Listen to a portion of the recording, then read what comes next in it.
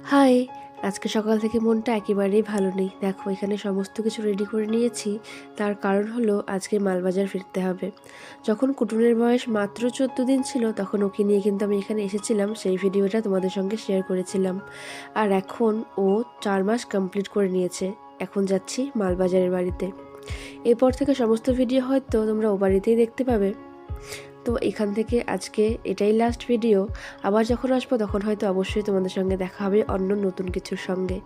মনটা একদমই ভালো ছিল না, তবে আর কি করা যাবে, ফিরতে তো হবেই।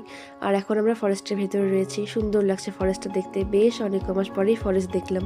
এর আগে তো তোমরা অনেকবারই আমার ভিডিওতে ফরেস্ট দেখেছো, তবে আজকে অনেক দিন পরেই তোমাদের সঙ্গে দেখা হলো। আর কুটুন গাড়িতে একেবারেই ঘুমাচ্ছিল না, ও বেশ মজা পাচ্ছিল। তো তোমরা দেখে জানিও ভিডিওটি তোমাদের কেমন লাগলো। আর আজকের মতো এই পর্যন্তই, আসছি অন্য কিছু নিয়ে। বাই।